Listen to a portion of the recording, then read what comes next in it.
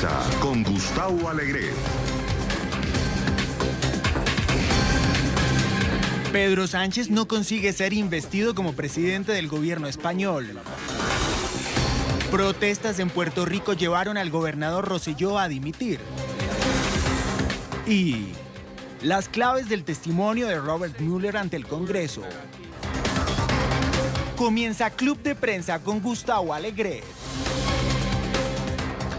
Bienvenidos a Club de Prensa, el espacio de análisis, de debate de las cuestiones de la actualidad, una actualidad que han escuchado en el programa La Mañana y que ahora con nuestros analistas vamos a intentar comprender desde diversos puntos de vista. Hoy lo vamos a compartir, vamos a escuchar, aprender, si me permiten, con Juan Carlos Hidalgo. Es analista del Instituto Cato, aquí en la capital estadounidense. Juan Carlos, buenos días. Buenos días. Gracias por estar con nosotros. Con Alina Dieste, es periodista, trabaja en la agencia AFP en Washington. Alina, ¿cómo estás? ¿Qué tal? Gracias por estar con nosotros. Y con Chris Mills Rodrigo, que es periodista del portal especializado de información política de Hill. Chris, ¿cómo estás? Hola, buenos días. Bienvenido a Gracias. Club de Prensa. Quiero comenzar con lo que está sucediendo en Puerto Rico en las últimas horas.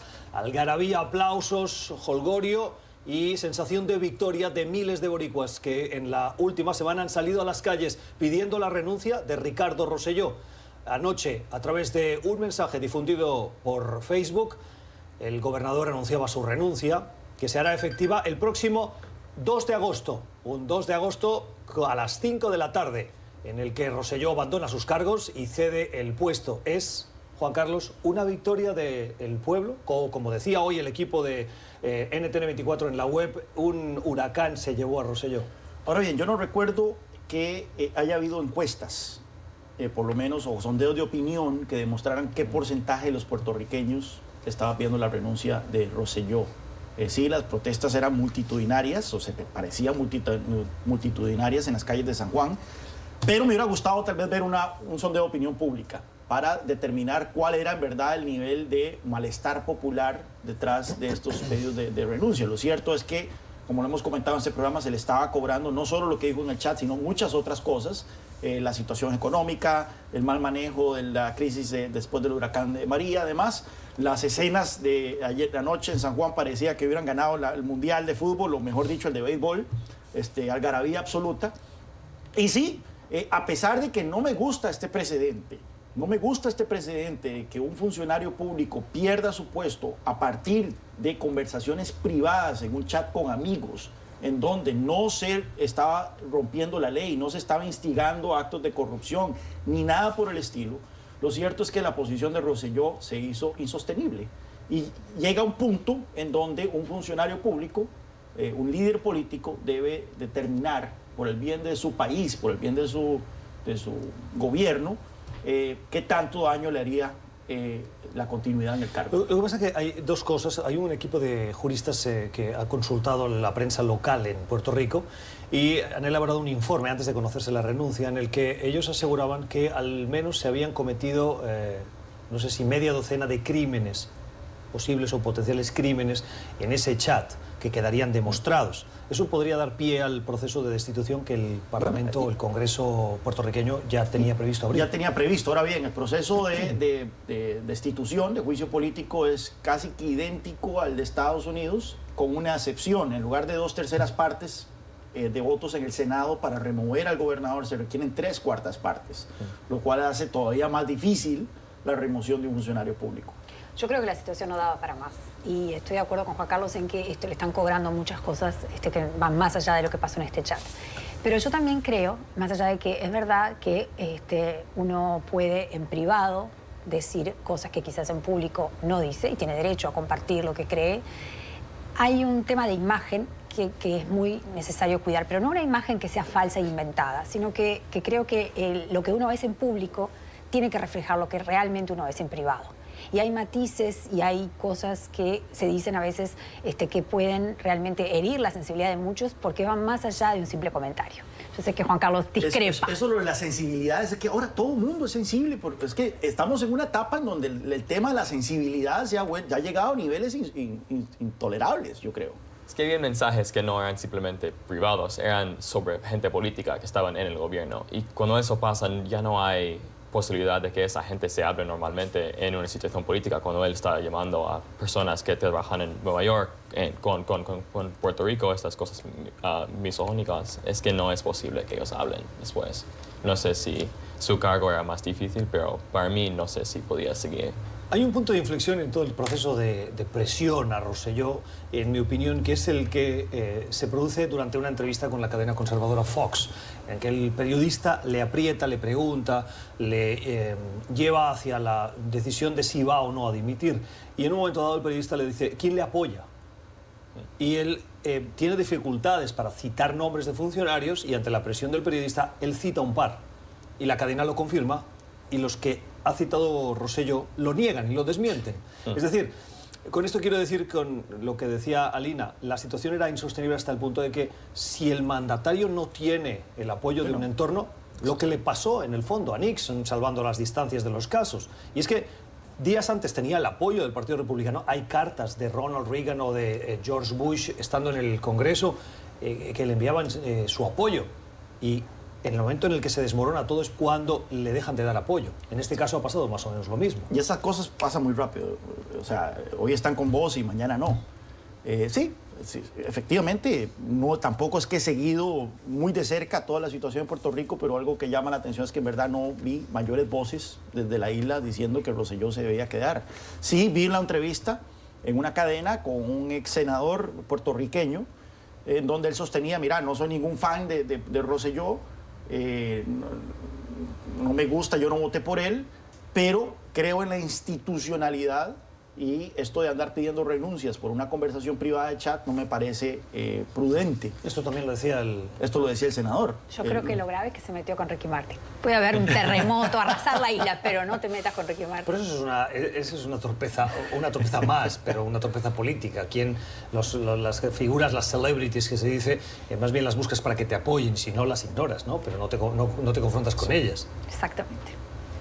Bueno, cambiemos de asunto. En las últimas horas, comparecencia de Robert Mueller en el Capitolio, 2 comités de la Cámara de Representantes, Chris, uno, el de Justicia, otro, el de Inteligencia. Pocas cosas supimos nuevas porque Mueller se ciñó al contenido del informe y a las dudas que podía generar a los legisladores, y cuando fue presionado para que hablase sobre otras cuestiones colaterales de esa investigación, como piden, por ejemplo, los republicanos sobre un supuesto dossier o en la apertura de la investigación o por qué no se investigó a Clinton y a su entorno, etcétera, Mueller se ciñó. Hasta casi 200 veces rehusó contestar este tipo de cuestiones. ¿Qué sabemos? Una, que Trump no quedó exonerado con ese informe y con esa investigación de obstrucción a la justicia. Y dos, en el Comité de Inteligencia, Chris dijo que la amenaza rusa en las elecciones es una realidad en las del 2020 y alertó de que hay otros países que han desarrollado esas capacidades. Sí, lo hizo muy claro que Rusia continúa afectando las elecciones americanas y en este momento hay votos que siguen en la Cámara de Representantes, pero cada vez que pasa una legislación para proteger las elecciones, el Senado ha estado diciendo que no pueden hacer esas cosas, y por ahora mismo parece que los Estados Unidos está casi en el mismo lugar que en el 2016 y que están abiertos a... ¿Sientes que se cruzó ayer una línea de ataque personal por parte de los republicanos a la figura de Robert Mueller, que recordemos es un marín, décadas de servicio en el Departamento de Justicia, ha trabajado con presidentes republicanos y demócratas, es una figura respetada y ayer la vimos vapuleada intentando dismiss, ¿no? Despreciar o menospreciar su trabajo? Parecía que los republicanos tenían una parte de su estrategia era decir que Mueller no tenía el control sobre el tema, así que muchas de las preguntas eran ¿cómo no sabías esto? O ¿cómo no habías hecho esto para intentar disminuir los resultados que realmente son muy graves del reportaje original? Yo creo que esto también nos deja interrogantes. ¿Habrá o no habrá elementos para que los demócratas decidan iniciar un juicio político a Trump, ¿no? Es decir, el proceso para que llegue a eso. No está claro, ayer no lo dijeron después. Parece que Nancy Pelosi sigue diciendo que quiere esperar hasta que se terminen las investigaciones que están haciendo en las Cortes y en la Cámara de Representantes. Hizo cuando terminó Mueller, Pelosi dijo que era un asunto urgente, pero luego cuando estaba hablando con gente como Gerald Nadler y Elijah Cummings dijo que no quería presumir ahora mismo hacer. Estas dos figuras son las que presiden los comités Sí, perdona. recibieron Sí. a... Y parece que Mueller. por ahora mismo Pelosi no quiere seguir con hacerlo. Así que. Creo que es interesante además que Mueller dijo que no exoneraba, su investigación no exoneraba a Trump, no lo exculpaba. Y sin embargo Trump salió diciendo que él había sido, ¿no? De nuevo, que ha sido su discurso hasta ahora, no, aquí no hubo ni colusión ni obstrucción a la justicia y yo estoy exonerado. Él insistió con eso ayer, se sintió vencedor. Hay un trabajo periodístico muy importante de análisis que hoy se puede hacer y es cómo, depende de qué medio veías una interpretación u otra. CNN, por ejemplo, decía Mueller, Trump no está exonerado. Y veías medios conservadores como Fox o como Drug Report que que presentaban a Mueller en la estrategia que describía ahora Chris, que es la de un hombre que no controlaba y que incluso parecía torpe, ¿no? Fluffy. ¿Sabemos hoy algo que no sabíamos ayer? Nada. Nada. La única cosa fue en el primer vista de Mueller, dijo que si cuando Trump salía de la presidencia sería posible investigarle, pero luego en la segunda trama dijo que realmente hizo un fallo y que no. Sí, eso es la mayor contribución de un día más de circo mediático en estos dramas de DC, ¿verdad? Donde los bares se llenan como que si hubiera un partido del Mundial para ver testificaciones sobre tramas que no les importa a la gente a 50 kilómetros de acá. O sea, un refrito. Lo de ayer fue un refrito que yo creo que la gente fuera de Washington, D.C., fuera de la burbuja del Beltway, ya no les importa más sobre la trama rusa, ya los papeles están sobre la mesa. El informe ya decía lo que sabemos de que hubo interferencia rusa, sabemos de que los republicanos tratan de tapar el impacto de esta interferencia, sabemos de que la resistencia republicana a admitir la interferencia rusa está abriendo las puertas para que en el 2020 los rusos lo vuelvan a intentar. O sea, todas son cosas que ya sabemos. Pero yo creo que esto de seguir insistiendo en traer a Mueller y que Mueller aclare qué dijo en esa coma, qué significaba esa coma en la página 254, etcétera, ya es como que too much, ¿verdad? Ya es demasiado. Pasemos la página. A mí me pareció muy interesante Michael Moore, el cineasta. ¿Vieron lo que pasó en Twitter? Trump lo aplaudió. Dijo que muy bien Michael Moore por criticar a Robert Mueller. Y en realidad Michael Moore es un crítico de Trump. Es un crítico además de cómo el Partido Demócrata ha sido incapaz de empatizar con la clase trabajadora. Bueno, Michael Moore fue casi que el único que predijo que Trump iba a ganar. Sí. Él fue el que predijo que iba a ganar Michigan, donde él vive, Sí. Y que iba a ganar Pensilvania y que iba a ganar Wisconsin. Bueno, ya dijo que va a ganar en 2020. Y yo creo, nos guste o no nos guste, esa parte, que con lo de ayer, Trump va en camino a Bueno, aquí tenemos reelegirse un sin duda. articulista que predijo también que la victoria del 2020 es de Donald Trump. No lo predije. Lo que digo es, estas son las razones por las que podría ganar. A ver. O sea, que lo que podría ganar nuevamente son? tiene que ver, la razón principal es, si esto es un referéndum sobre Donald Trump pierde. Sin ninguna duda, es el presidente más impopular a este término del periodo desde que existen mediciones, con la única excepción de Jimmy Carter. Sin embargo, las elecciones no son referéndums, son elecciones. Y ya Trump era el candidato más impopular jamás habido desde que hay mediciones en el 2016 y aún así ganó. ¿Por qué? Porque su rival era casi que igual de impopular.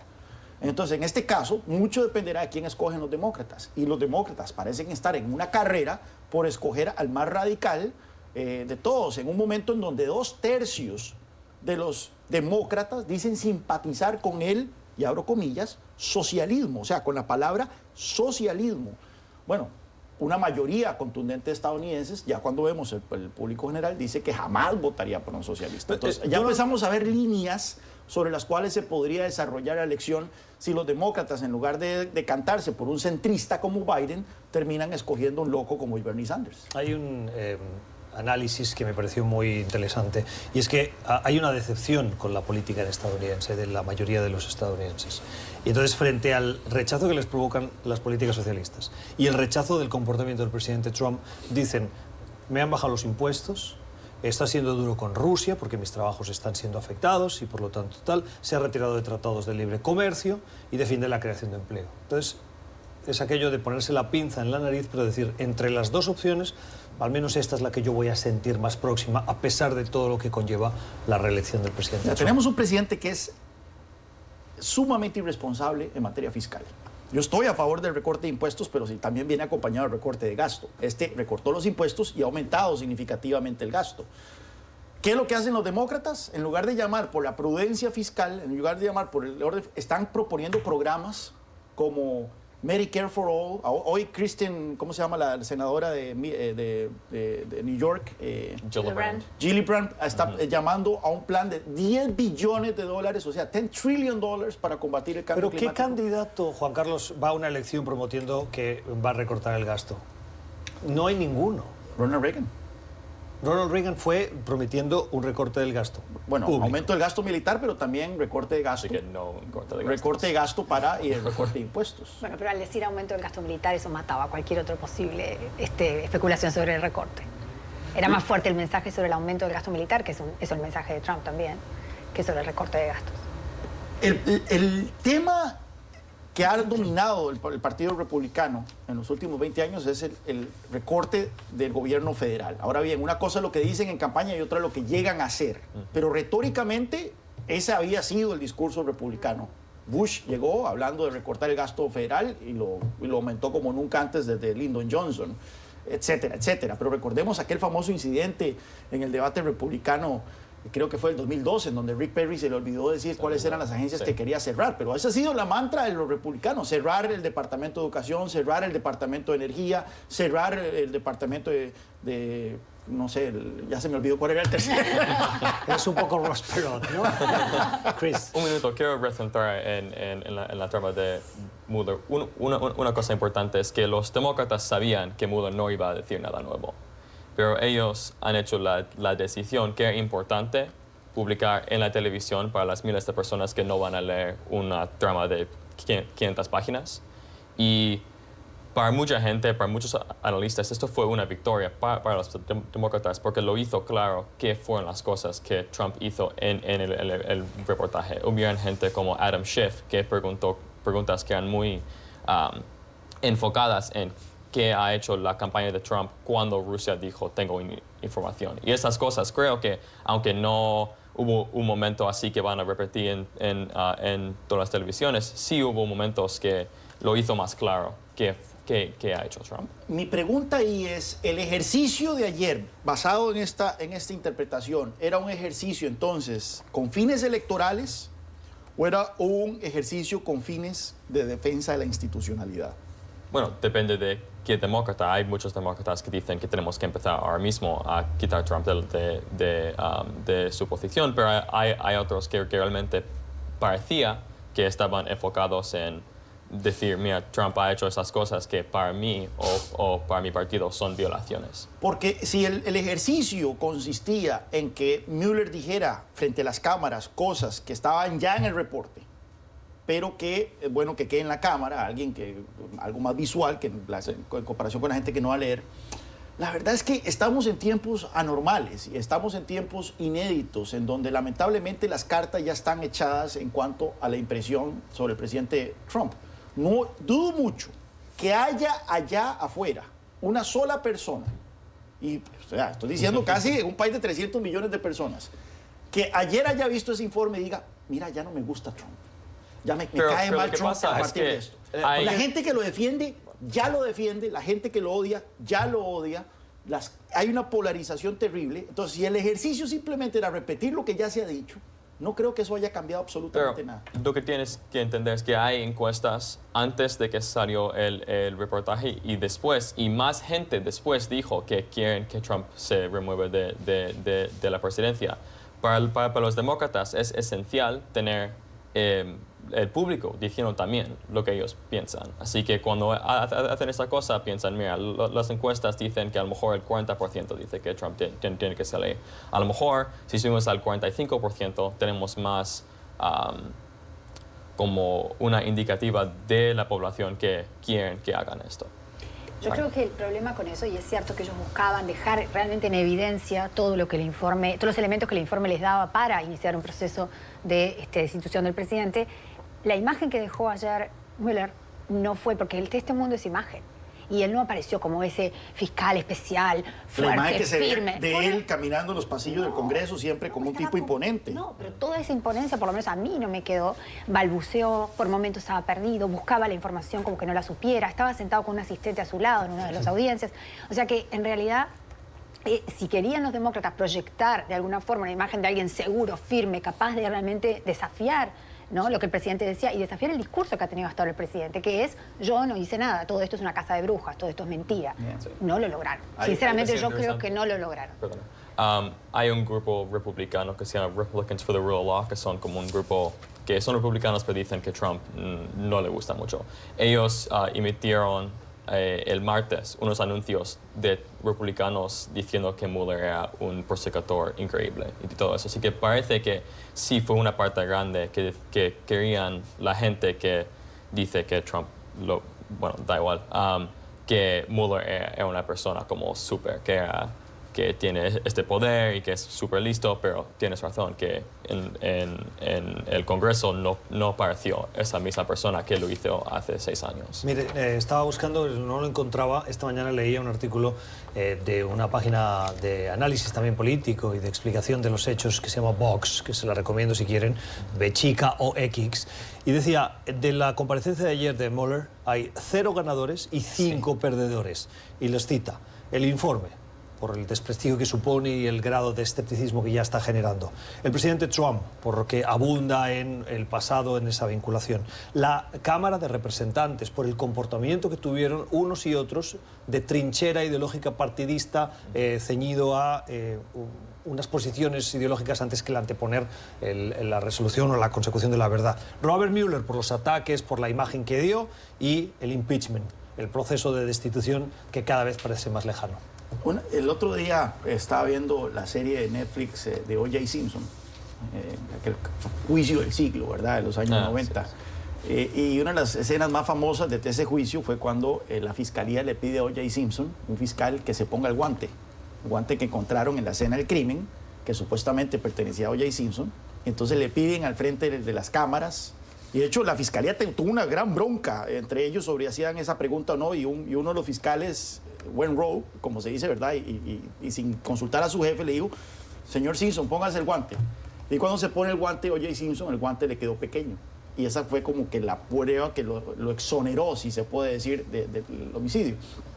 Y la gran lección de ese episodio en particular es: cuando usted está en un escenario como estos, de un juicio, de todo, y usted es un fiscal o algo, nunca haga una pregunta para la cual usted ya no sabe la respuesta.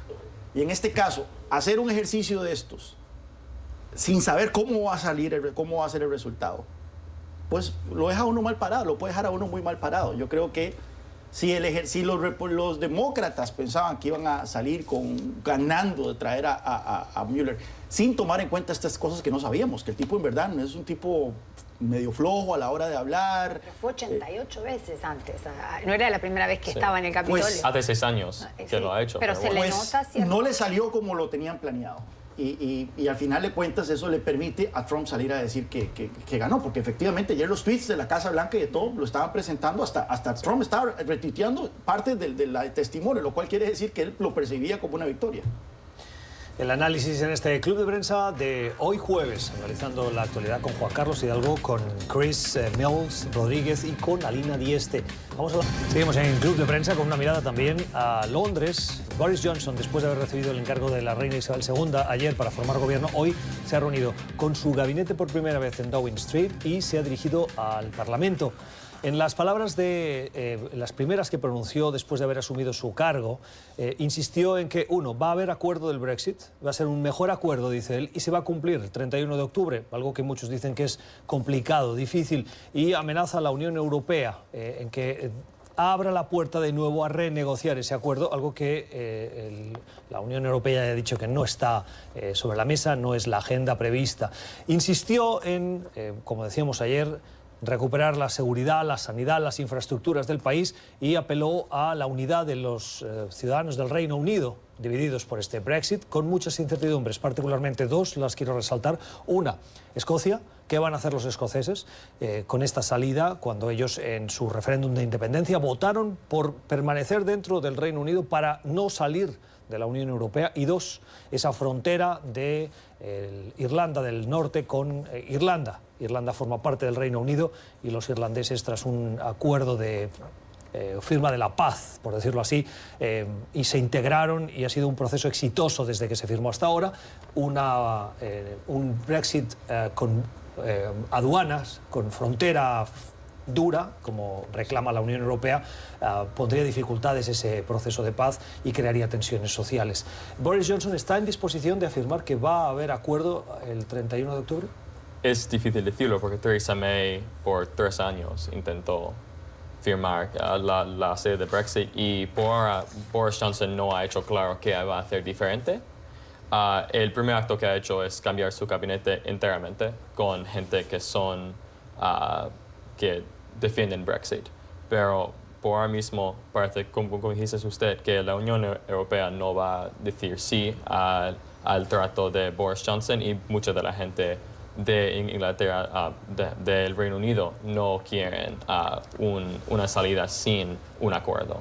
Y como Boris Johnson no tiene una mayoría, es difícil ver un acuerdo que pueda salir. El mismo problema que tuvo Theresa May. No tenía mayorías, no pudo aprobar su propuesta del Brexit que presentó no sé cuántas veces.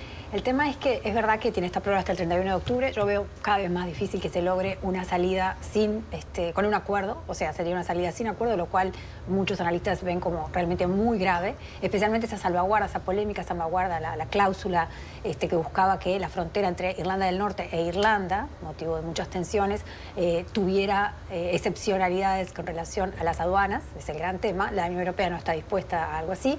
Y eso sería motivo de gran problema en caso de que decidieran un acuerdo una salida sin acuerdo. 3 nuevos miembros del gabinete son muy fervientes defensores del Brexit, son muy de derecha también, o sea, dicen que este es el gabinete más de derecha que ha tenido el Reino Unido desde los años 80. Y todo esto tiene que ver con la idea de separarse de la Unión Europea, que recordemos que solo se aprobó con 52% de los votos, o sea que hay mucha gente que puede estar dudando que haya sido la mejor opción. Sí, todo el discurso de que el Brexit se vendió bajo premisas falsas, claramente falsas. Y el otro día estaba leyendo un artículo muy interesante, adivinen dónde, en The Economist, sobre Yo creo el que tema. el Economist te tendría que fichar como promotor, Claro, ¿no? lo recomiendo. Yo también. Era un ensayo sobre el tema constitucional. El Reino Unido está viviendo una crisis constitucional, puesto que recordemos que el Reino Unido no tiene una constitución escrita. Es una constitución que se basa en leyes, en costumbres, en cortesías y demás, y estas pueden ir cambiando conforme cambian los gobiernos. Una de las particularidades del que el sistema constitucional británico incorporado es el referéndum. No lo tenían, es una democracia representativa, donde el Parlamento es el ente soberano, pero ahora han empezado a consultar a la gente ciertos temas, ¿verdad? Y uno de los temas que una de las cosas que hicieron, que fue un gran error, fue consultarle a la gente sobre un concepto sin haberlo detallado. Porque a diferencia de otros países europeos que tienen referéndum, como Irlanda, por ejemplo, Irlanda tiene referéndum, Suiza tiene consultas populares, referéndum y todo. Son los reyes de las cosas. Lo que se hace en esos países es, aquí está esta ley, con puntos y comas, todo lo que vamos a hacer, sí o no. Y eso fue lo que hicimos, por ejemplo, en Costa Rica con CAFTA. Con CAFTA nos fuimos a un referéndum en donde estábamos discutiendo literalmente el artículo 614, inciso C, las implicaciones que eso iba a tener. Pero ya sabíamos. Y entonces podíamos tener discusiones agrias sobre lo que implicaba el artículo 214, inciso C. Sin embargo, en el Reino Unido no. En el Reino Unido la pregunta era, ¿nos salimos de la Unión Europea sí o no? No. Y bueno, y ahora que votamos sí, ¿qué significa? ¿Qué significa para la frontera de Irlanda del Norte? ¿Qué significa sobre el estatus de la gente, los europeos que viven en el Reino Unido y de los británicos que viven en la Unión Europea? ¿Qué significa en materia arancelaria? ¿Qué significa sobre la unión aduanera? ¿Qué significa sobre la permanencia en el mercado común europeo? Etcétera, etcétera. Los Brexiteers siempre dijeron de que Brexit no implicaba la salida del Reino Unido del mercado común europeo. Nunca nunca en la campaña del referéndum hablaron de un Brexit duro. Nunca hablaron de la posibilidad de un Brexit sin acuerdo. Pero es por eso que no tienen un mandato electoral para eso. Y el hecho de que ahora digan que ese 52% de la gente votó por un Brexit duro es una falacia. Pero yo creo que hay que tener en cuenta que cuando uno quiere irse de algún lado, la Unión Europea también tiene algo que decir. Y obviamente va a poner sus condiciones. No es que nos vamos como queremos. No, nos vamos, pero queremos seguir siendo parte del mercado común. Nos vamos, pero queremos seguir haciendo esto. Bueno, quizás no sé si te vamos a dejar. Obviamente. Entonces creo que mucha gente hoy se está dando cuenta de que quizás no les conviene para nada y quizás terminan siendo mucho más contraproducentes. Yo querría hacerte la contra. Irse se pueden ir, pero tienen que asumir las consecuencias. Por eso digo, Es en el decir, caso que ellos quieren irse... y tener no son todo- esclavos, ningún país es esclavo de un acuerdo. Asumen compromisos. Por supuesto. Y si uno se quiere ir, hay unas cláusulas que dicen, muy bien, usted se va, pues asume estas condiciones, Sí. entre las cuales está, oiga, usted va a tener una frontera. Lo que no vale es decir, no, yo me voy, pero yo pongo las condiciones. Esto es como un divorcio, entiendo. Bueno, de hecho, Boris Johnson fue el que acuñó la frase have the cake and eat it, que en inglés literalmente se traduce tener el cake y comérselo, que significa, ¿cómo se puede traducir en el español? Significa como tener el mejor de los dos mundos. Él dijo que el Reino Unido podía tener lo mejor de los dos mundos, es decir, tener todas las ventajas de estar en la Unión Europea y también salirse de la Unión Europea para poder firmar acuerdos de libre comercio. A mí lo que me cual sorprende imposible. es que los británicos, con la tradición democrática que tienen, hayan acabado optando, y sigo aún con la incertidumbre de cómo ha podido pasar, que Boris Johnson, que es una persona que es periodista, trabajó en Bruselas y se hizo famoso por sus columnas que estaban basadas en mentiras, en percepciones que se inventaba. Pero el Él- Times lo echó. el Times lo echó por inventar declaraciones. por inventar O sea, una que cita que periodista, no existía. Bueno, de acuerdo, pero ejercía. Y toda su carrera la ha construido en base a eso. Otro documental que escuchaba esta semana sobre su perfil decía que no es una persona preparada y no le importa que se sepa que no está preparado. Él va a los eventos e incluso pregunta a la audiencia, bueno, ¿quiénes son ustedes? ¿A qué se dedica? Ah, sí.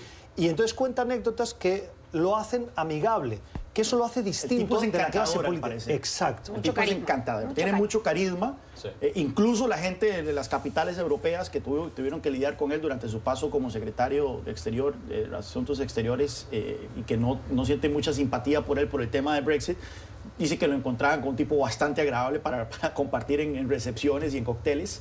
Y bueno, lo mencionamos el otro día, que el tipo es un ganador, en el sentido de que 2 veces fue alcalde de Londres, una ciudad que es bastante progresista, bastante liberal. Ganó el concurso interno de una manera abrumadora de su partido. Ha llegado al 10 Downing Street, que es su sueño de toda su vida. El tipo, o sea, tiene un récord de ganar. Y la apuesta es de que ahora va a ganar en el mayor reto de todos, que es lograr este Brexit. Pero se sabe levantar. Se sabe, o sea, cuando David Cameron dimite, él se postula para primer ministro. De hecho, no. Él era se- el favorito para hacer en esa carrera. Pero él anuncia, llama a una conferencia de prensa y cuando todo el mundo estaba esperando que iba a anunciar su candidatura, él dice, no me voy a lanzar. Después de haber escuchado a la sociedad británica determinados posicionamientos de gente que dicen que podría ser un primer ministro, pero que no es la persona por el caos que podría conllevar. Y entonces él dice, bueno, es momento de retirarse, se resguarda y aprovecha la oportunidad ahora. Sí. Lo que en una democracia parlamentaria, esto es una situación, volviendo al tema de Brexit duro, ¿no? En donde lo que es oportuno es llamar a una nueva elección y presentarle al público como manifiesto del Partido Conservador Brexit sin acuerdo. Que la gente entonces sepa que si está votando por el Partido Conservador y por Boris Johnson, existe la posibilidad de un Brexit sin acuerdo. Y que si Boris Johnson gana la elección, entonces ahí sí ya tiene un mandato electoral para hacer un Brexit sin acuerdo. En este momento, la amenaza de un Brexit sin acuerdo por parte de Boris Johnson no cuenta con el respaldo del público británico. E interpretar ese 52% como un mandato para un Brexit sin acuerdo es una falacia. Sin embargo, hay quienes dicen que si los conservadores hacen eso, tienen todas las posibilidades de perder y que no lo van a hacer por eso mismo. Continuamos en esta mesa de trabajo hoy con Alina Dieste, con Chris Mills Rodrigo y con Juan Carlos Hidalgo, analizando la actualidad, una actualidad que también pasa por Hong Kong y la amenaza del gobierno chino de utilizar la fuerza si el gobierno local lo solicita. Esto en el contexto de las protestas que ha habido en Hong Kong en las últimas semanas en contra de una conocida como ley de extradición que le permitiría a China extraditar a ciudadanos que viven en Hong Kong y que están acusados en China de algún delito. El gobierno de Hong Kong es un gobierno pro-China. Los ciudadanos temen que el proceso de aproximación y de que se puede ir diluyendo esa identidad y esas salvaguardas que les permiten gozar de una cierta democracia desaparezcan. En los últimos días hemos visto la aparición de lo que se conoce como un grupo de hombres enmascarados con camisetas blancas en contraposición a las camisetas o las remeras negras que llevan los manifestantes en contra de esa ley de extradición y que han actuado de manera violenta en contra de esos manifestantes pro democracia.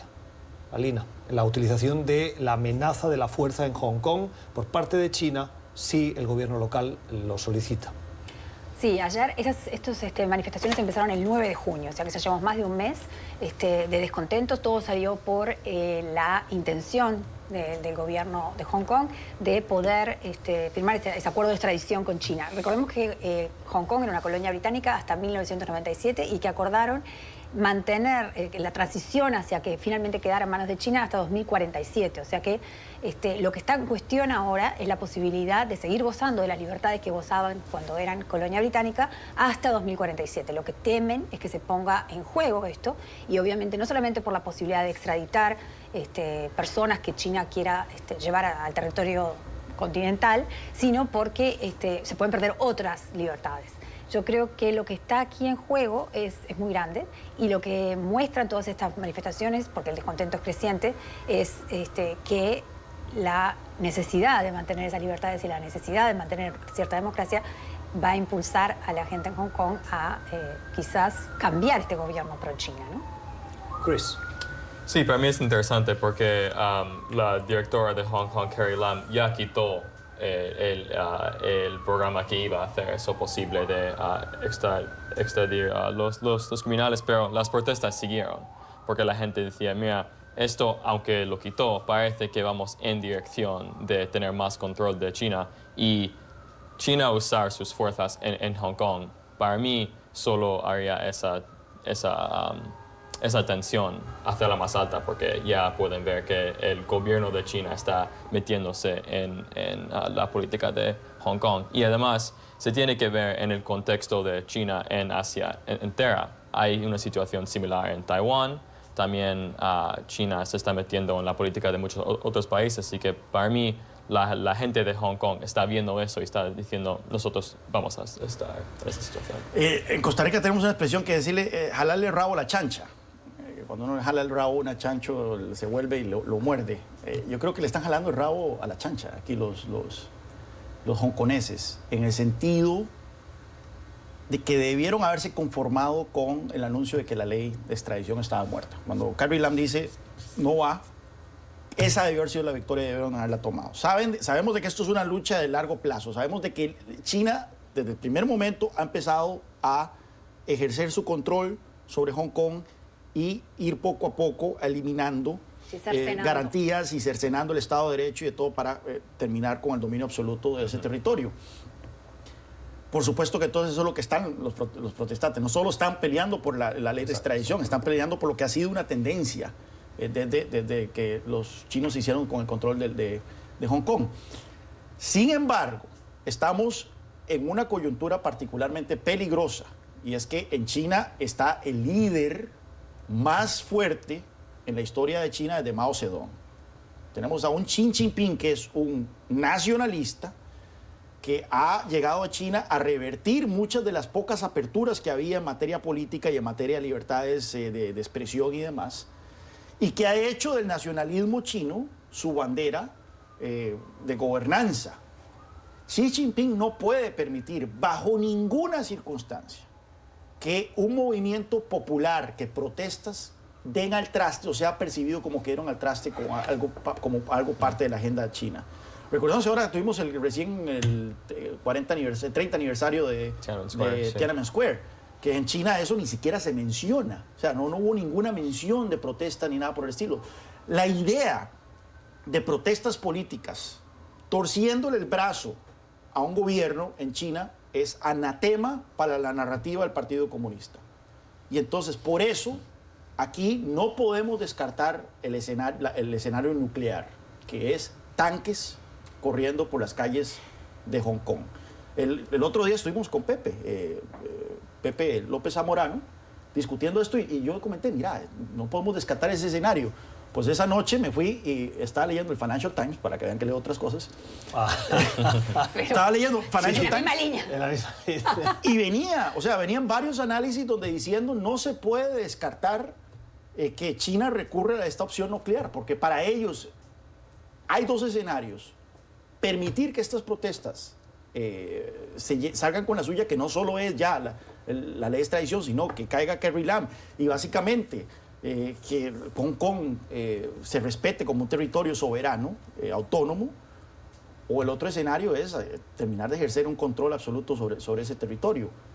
¿Cuál es el peor escenario para los chinos en este momento? Yo creo que cada vez más los chinos están llegando a un entendimiento, un caso, una coyuntura en donde dicen, la verdad es que tanques corriendo por Hong Kong no es el peor escenario. El peor escenario para nuestra continuidad como Partido Comunista es que ellos se salgan con la suya. ¿Y cómo hay que verlo desde el punto de vista de los manifestantes? Yo creo que los manifestantes deberían tener un poco más de prudencia. Ya ganaron su gran batalla, que era eliminar la ley de extradición. Deberían de haber quedado ahí. Están jugando con fuego. Les propongo que cambiemos de asunto. Se ha producido esta mañana la segunda votación para la investidura de Pedro Sánchez y ha fracasado. Pedro Sánchez no ha sido investido, no consiguió los votos necesarios a falta de ese acuerdo con Unidas Podemos, o Podemos como se le conoce más popularmente fuera de las fronteras españolas. En cualquier caso, fracasa Pedro Sánchez y en las dos votaciones, la primera en la que necesitaba mayoría absoluta, esperable, la segunda no se esperaba, no ha habido acuerdo y parece que empieza la cuenta regresiva en España para unas nuevas elecciones. Alina. El tema es que Podemos exigía mucho más de lo que el PSOE estaba dispuesto a dar y obligaba al PSOE a correrse hacia lo más radical de la izquierda. Obviamente no iban a aceptar eso. Creo que esto fuerza realmente o pone en duda ¿no? la política española, que ya ha estado bastante sacudida en los últimos tiempos, sobre el centro. ¿Dónde está el centro y qué va a pasar con ese centro? Porque mucha gente puede estar viendo esto y diciendo, obviamente no nos gusta eso, y va a ser muy difícil en caso de que lograra un acuerdo con Podemos, como querían, después negociar otras cosas con otros partidos, porque hay que recordar que de 350 diputados, aún si Podemos los apoyaba, no iban a tener una mayoría tan fuerte capaz de lograr gobernar. El resultado de la elección hoy ha sido 124 votos a favor de Pedro Sánchez, los del Partido Socialista, 156 en contra y 66 abstenciones. O sea Subió los no 6 desde ayer. ¿Quién sabes quién fueron los 6? No tengo los datos desglosados, pero sí. Pedro Sánchez no ha conseguido forjar esas alianzas o esas necesarias complicidades para, como mínimo, conseguir las abstenciones para que los nos no superasen a los sís. Bueno, a mí me llama la atención porque entonces ahora el relato, el foco de atención va a ser las recriminaciones que va a haber dentro de la izquierda española. O sea, ahora vamos a ver que el PSOE y Unidas Podemos van a empezar que ya empezó desde el lunes, creo, una andanada de recriminaciones mutuas, lo cual va a quitar el foco de la derecha. Hasta hace poco los ojos estaban sobre la derecha, el surgimiento de Vox, lo que representaba eso para Ciudadanos, para el PP, las tensiones internas. Ahora vamos a ponernos mucho más atención entre el PSOE y Unidas Podemos, y probablemente se va a hacer el relato de campaña, ¿verdad? Una guerra interna civil entre la izquierda española. Yo no veo una situación donde la derecha puede ganar de esta situación. Sí. No sé si Ciudadanos o el PP pueden decir, mira, a esos problemas vota para nosotros, pero al mismo tiempo no veo una investidura fácil después de una elección. No sé si va a cambiar mucho los votos. No puedo pensar en una persona que antes votó a Unidas Podemos y ahora está pensando, a lo mejor voto por Ciudadanos. Así que en este momento y en los últimos 5 años de la política española, el problema clave es tener estos 4 partidos que ninguno puede ganar mayoría absoluta solo, así que tiene que hacer colaciones y parece que esta vez no va a ser posible. No está acostumbrado a España. Iba a decir Exacto, eso. Es decir, exactamente. Chris lo Sí. plantea como problema y a mí me gustaría plantearlo como una Como carencia de problema, sí. tradición de gobiernos de coalición y de alianzas. Porque el sistema parlamentario español está pensado para que hubiera, también por la distribución de votos, dos grandes partidos y favorecer las alternancias con los equilibrios de partidos regionalistas. Y eso pasó durante los primeros años de la transición. La aparición o la irrupción de nuevos partidos políticos ha dado al traste con ese sistema y al no haber tradición y una elevada o altísima animosidad entre los líderes, no favorece la gobernabilidad. Y estamos viendo que España se encamina hacia la italianización. si se puede decir, de la más bien yo te iba a política. decir, si hasta Italia tiene un gobierno de coalición. pero- Está peor que Italia, creo. Que ha resultado exitoso en el sentido de que nadie pensaba que el Movimiento 5 Estrellas y que la Liga iban a poder hacer un gobierno juntos y llevan ya más de ¿cómo un año. ¿cómo se llega a ese acuerdo? Tras un periodo de profunda inestabilidad en la que los partidos tampoco tenían esa tradición de pactos por una altísima fragmentación. Matteo Renzi intentó cambiar la Constitución para favorecer ese bipartidismo y no lo consiguió y dimitió precisamente por eso. Pero lo interesante de Italia en este momento es que la coalición de las 5 estrellas y la Liga ha demostrado ser más estable de lo que mucha gente pensaba, pero vea lo que hicieron. Los dos líderes de los dos partidos decidieron no buscar el ser primer ministro, sino poner a una figura tecnocrática como primer ministro, pero que es básicamente ornamental, y el poder verdadero lo están ejerciendo los viceprimeros ministros, que son los respectivos líderes de las fuerzas. Recta final en este club de prensa de hoy para buscar un comentario breve sobre una cumbre que se va a producir este próximo fin de semana entre Andrés Manuel López Obrador y su homólogo hondureño Juan Orlando Hernández. Esto en medio de las crisis o de la presión por parte de Estados Unidos para que México y Centroamérica, particularmente los países del Triángulo Norte, se impliquen en frenar la inmigración irregular que busca llegar a Estados Unidos. Alina.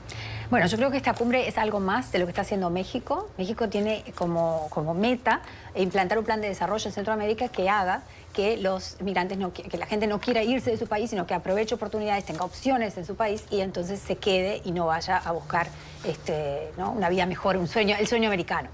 Esta cumbre con el hondureño que está prevista para el sábado, según dijo López Obrador, bueno, Honduras es uno de los países que más inmigrantes ha exportado hacia la frontera sur de Estados Unidos, que se ha generado un enorme problema con Donald Trump. Es uno de sus discursos, además, actuales en el gobierno, pero además de campaña de reelección. Una lucha contra la inmigración ilegal absolutamente.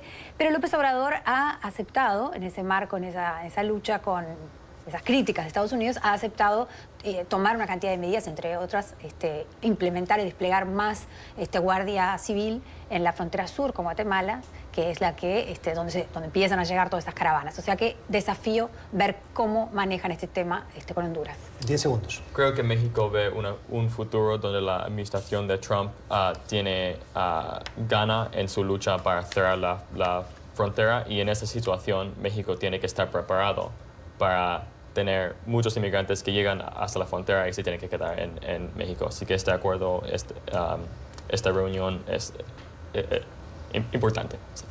Las opiniones y el análisis de quienes nos han acompañado hoy: Juan Carlos Hidalgo, Chris Mills Rodrigo, que se ha estrenado en Club de Prensa, bienvenido, lo volveremos a invitar. Hay que tirarle el padre de agua fría. Alina Dieste. Gracias a ustedes por la generosidad de su tiempo. Volvemos mañana a la misma hora. Feliz jornada.